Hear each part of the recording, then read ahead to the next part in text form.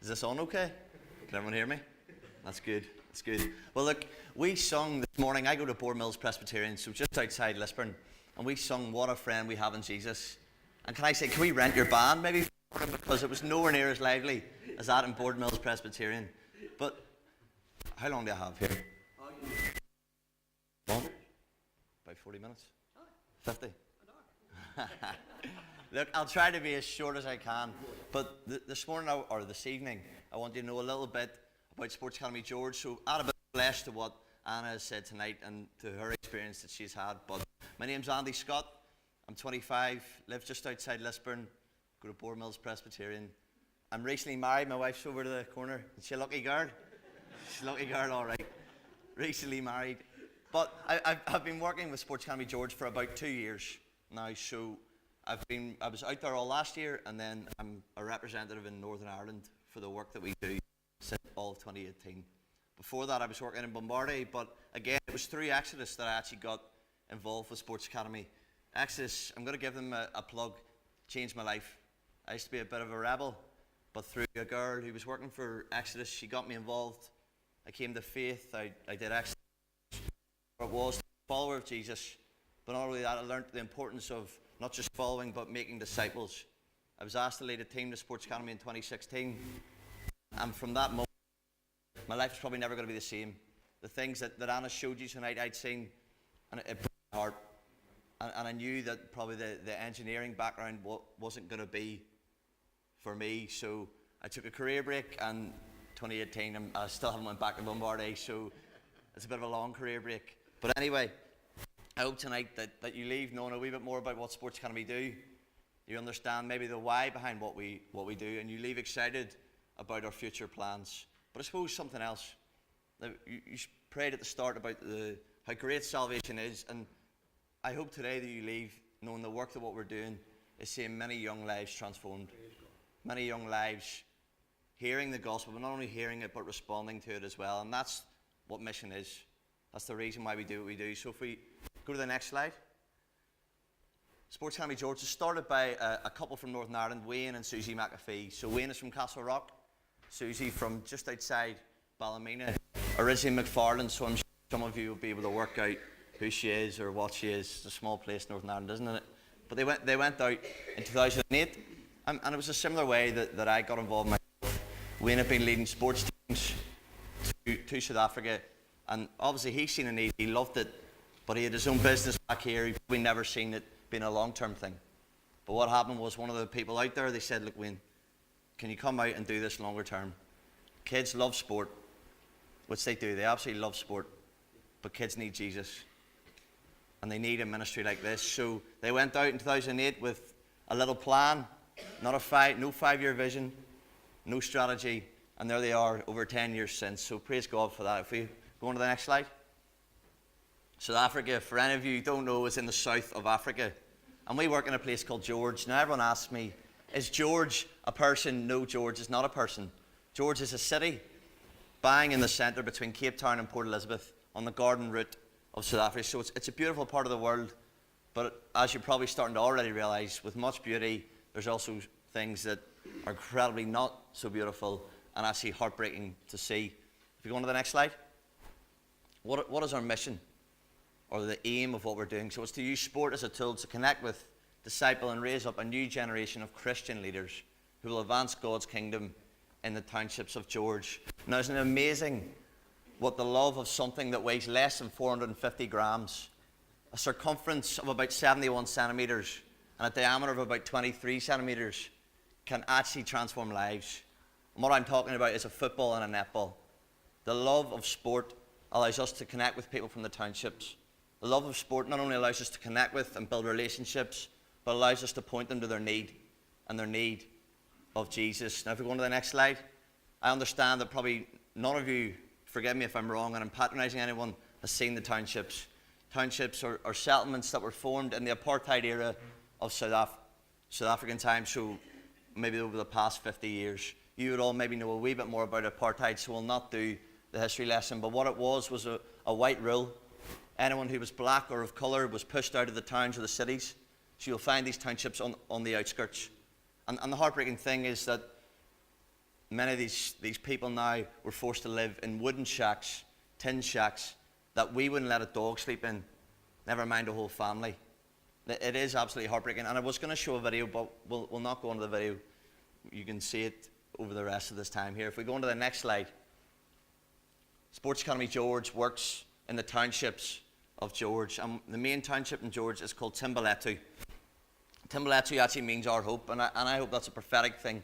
In the years to come, they will all come to know the hope of Jesus. But the number of people that are in Timbalettu alone are 43,000, with approximately about 13,000, let's call them homes, shacks. But it's a very small area, so you can imagine how condensed, how close these people are living together. Kosa, I'm not saying that right, but that's the language that these people speak, but it's also the name of their tribe. Interestingly, it's actually the tribe that Nelson Mandela came from. I say that because, yes, we're dealing with a different language, but we're dealing with a completely different culture. And with a different culture comes many, many different issues that we as an organisation have to face. 2.9% of everyone who could have education or have completed school, only 2.9% of them actually have done. So you're starting to realise the issue that education poses and brings in the township. And in the middle of £250, only or just over 25% of people in the township are living on £250 or less the whole year. Now again, that shows you the poverty that these people are living in. But all these facts, they're sad, but what we've found over years of working there, that these facts are actually maybe an outworking of the fact that young people are growing up with no role models or examples in their lives. 67% of young people grow up with no father or father figure in their life. And even just as yesterday, the news in George has started to realise this and realise that the connection between young people growing up with no role model or father or influence leads them to get involved in the things that Anna was saying about gang crime, substance abuse, other things that obviously aren't good. And these are young people in their formative years. And all they see around them is gang leaders, crime, poverty. And the unfortunate thing is what you see is often what you'll become in the township. And unfortunately, last Sunday, driving home, I got the message of one of our boys who was unfortunately murdered in a gang attack. And I don't say that this morning to ask for your pity or your sympathy. I say that so that you understand the need of what we're actually working in. And the thing is, that's why our mission statement said Christian leaders. That's not Christian jargon. Or what we want to see is that the next generation will have young people to look up to. We'll have role models. We'll have people who understand their role as a father. People who understand their role in the community. So that young people in the next generations won't have to look at the gang leader. Won't have to look at the parent who is never there and say, okay, that's what I must be like. But again, it's not in their own strength. It's through their life being transformed by the gospel. It's through them seeing Jesus. Because when you see that, you see a hope. You see a future, an assured future. You see a plan for your life. That means you don't have to find an identity in a gang or whatever the other things that they may face in a township. So hopefully that gives you the why behind what we're doing. But I'll sort of run through what we actually do now. Shall we go on to the next slide? Primary Schools Project. So the Primary Schools Project is a way that we build relationships in the townships. It's a way that we can help out as they don't have the resources or the manpower to do these lessons. But also it's a way that we can identify young people who are talented who may enter our program, which I will speak about in a minute. These primary schools, we're reaching about 3,000 kids every week through a mixture of assemblies, and then we call it life skills classes, but it's a mixture of PE and RE. So we'd be teaching them a skill, a movement, a sport, or in Anna's case, teaching them duck, duck, goose. But again, the point is that for 10 minutes of that lesson, they're learning the love of Jesus Christ for them. And that's what that township needs. And I hope I drum it into you, because it's not just what that township needs, it's what Cullybackey needs, it's what the whole of Northern Ireland needs. If we go on to the next slide, you'll see all our young people, or the young people at assemblies, incredibly disciplined at that point. Most of my assemblies last year, they weren't so disciplined. Go on to the next slide. Our elite sports program. So our elite sports program, or academy, is a 5-year program for secondary school age, and it's an after schools program. So what we do is we collect their kids from their schools. They come to the university, which Anna showed you pictures of, and they train with us. And as well as that, or let me explain why we do football and netball first actually. We do football and netball because the people that we're working with obviously come from incredible poverty, and these are the sports that are readily accessible to them. Football and netball, all you need is a ball, or in their case, all you need is something to tie up like a ball.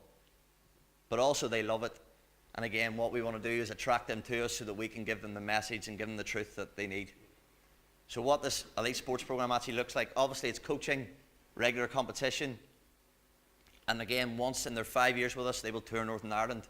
So just October past, we had a group just leaving Northern Ireland, so they came for 3 weeks, played in many different schools, and for them, this is a great experience.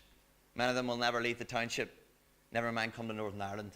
And what we see from that is they get a chance to dream beyond the limited circumstance or the places that they find themselves. They get to say, look at that young person's like in Lisburn or Belfast. Maybe I can do that. And for us, it is great. And sport teaches so many valuable lessons: responsibility, honesty, integrity, teamwork, hard work, valuable life lessons. But we're not about sport. Like if all we did was create professional footballers or netball players, it would be a waste. And I wouldn't have left my job to go do it. What we want to see is a rounded individuals. So we look at feeding programs so they're getting the nutrition to grow. We look at supporting them in their schooling. So if we see their grades are dropping, we want to help them in that, because it's vital to help in all areas of their life. We look at what life looks like after sports academy, so that we just don't drop them at 18. That would be a waste of all our work. We also look at identity courses, and what I was saying about culture is that we can talk about being a son or a daughter of God. They don't know that. Or talking about love for a father, because if your father was never around, how do you teach that? So for us, it's trying to show their identity as a man and a woman of God, but we have to do different things. We have to try and reach them where they're at. They understand that. Yeah, and as well as all that, and probably the main reason and my heart behind this is, next slide. Not the netball girls. They're beautiful though, aren't they? Next slide again. It's a one-to-one mentorship. This is the reason why I love it. The reason why I left Bombardier, well, technically still on the career break, but not going back. If anyone hears that, they'll know now. This is the reason why I do it. I had my life transformed when I was 19. I found something that it was like looking at the world with colour instead of black and white. I seen it in a different light.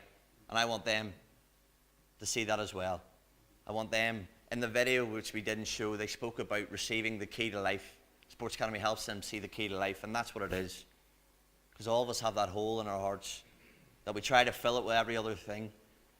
Things of the world, but it's only Jesus and his love for us. That's what they're searching for and looking for. So what this one-to-one mentorship looks like, we go through 12 biblical foundations or principles so that they have a strong and a firm foundation. They know what Christianity is like. They know how to live out their faith in the township, because if they don't have that, unfortunately, there is spiritual warfare. The devil wants to snatch it away as quick as he can. So we want them to be firm in their faith. And after this, we then want them to grow. So Anna mentioned about a leadership group. We then want to bring them into a community of people in our academy who are following Jesus, so that they can be not only encouraged, not only held accountable in their faith, but also challenged. Because what we said in our mission statement again was making disciples. And a disciple isn't someone who's stagnant. A disciple is someone who makes disciples, And we want them to be encouraged and challenged and given the tools so that they can take it into their township, so they can take it into their classroom, they can take it onto the sports pitch, wherever they go. And I'm going to tell you a couple of stories, and I'm nearly done, don't worry. On to the next slide. These are some of the stories of the lives who have been transformed through Sports Academy. And again, the glory goes to God. Don't look at me, don't look at Wayne or Susie or Sports Academy as an organisation. The glory goes to God. But on the top left is a man called Nsika Boyson. Now tonight I don't really want to tell you their stories because they all come from terrible backgrounds. Get that. I don't want this to be a doom and gloom, because this is an actual celebration. Because Nsika Boyson in the top left came to faith when he was 16 through the academy. And he realised that the hope that he had found was something that he couldn't contain, to which he started his own small group. Doing the one-to-one book that we had done with him, he started doing that with his classmates. And the important thing about it is repeatable. Or I don't know what the word is. You know what I mean? You can repeat it, you can do it, it's easily followed. He started doing that in his class, and they had 4 or 5 of his classmates to salvation as well. But brilliant. And with that, Boyson now, thankfully, through the help of Sports Academy, has a bursary to one of the top universities in South Africa, which is rare in the township. But with that, he's now actually started his own small groups through the church that he's got plugged in with there. The multiplication. And the thing is, in Sports Academy, we believe in the power of young people. We believe in the salvation of one life and how that can lead to many others coming to faith as well. Below is Miquette on the far left. She, never mind being the first person in their family to finish school, she's the first person in her family to ever go to university. The difference of people who are supported and believed in. Matai in the bottom right, again, he was in the video, so I can tell you a wee bit about his story. Matai's mother, we don't really understand this in Northern Ireland. Well, I don't, maybe you do. Matai's mother was a witch doctor. And Matai, when he came to faith, had to make the decision. And thankfully, he made the decision to follow Jesus. He made the decision that these two things weren't compatible. They were completely separate. And the fact that he has the bravery and the courage to do that through the support of what Sports Academy has done for him is amazing. But we see that, and that's the reality, that many people have that spiritual warfare going on in their lives. So as we pray for them, that's one of the things we want you to pray for. But these 3 in the middle, Noro on the top, Justin on the left, and Jay Dean on the bottom right. These are 3 of the guys who are now on staff with us. And what's actually, first of all, a celebration for us is that the white man won't change the township. Because the white man isn't living in the township. The people who are going to change the township are those who are living in it. Because that's who the young people are looking up to. And it's amazing for us to see these young people coming through, having their lives transformed, but also having the heart saying, I want to see the next generation transformed. And they realise that through Sports Academy, all the tools are already there for them to bring about that transformation. Obviously, it's God who brings the salvation, but it's the tool that God's using to do that in George. So it is amazing for us that these 3 people are coming and a part of our staff. And I'm coming to the very end of a bit of exciting news. Next slide. They're going to work as part of this project here, which as of the 11th of January, this year coming, 2 months away, I think it's actually under 2 months, a bit scary, we're starting our own school. And for us, this has been the logical step.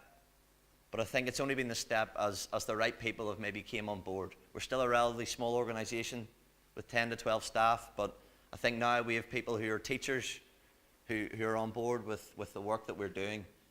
But maybe why we're doing this, education is terrible. You've seen that statistic I gave at the start.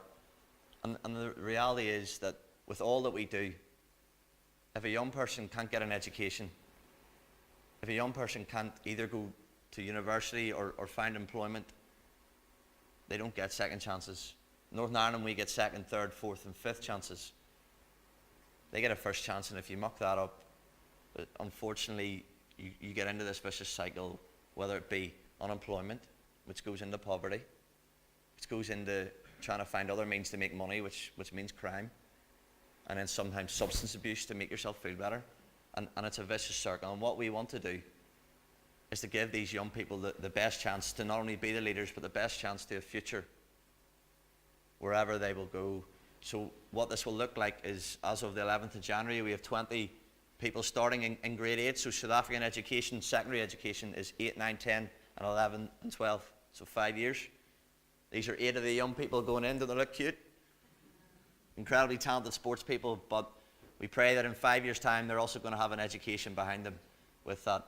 But every year we will scale up our schooling, so next year there will be 40 pupils, the following year 60, 80 to a maximum of 100.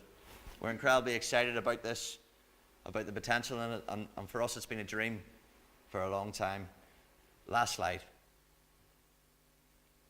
Basically, thank you for having me. It was great having Anna out in the summer. I think we've developed a real friendship, haven't we? Really tight. I'll not make you get up and speak in again. Don't worry. But I know maybe none of you, well, I'm not going to be rude and say not many of you use Facebook or Instagram or whatever. But if you do, there's a way of keeping updated with our work. But I suppose for me, I want to say thank you for having me tonight. And if there has been something that's maybe struck a chord with you, maybe you have a question or anything, please come speak to me after. We would love to, and especially at this time with an exciting new journey of the school, we obviously require people's support, whether that be with prayer, encouragement, financially. So God has spoken to you, or you want to know more, please come speak to me after. But thank you very much for tonight.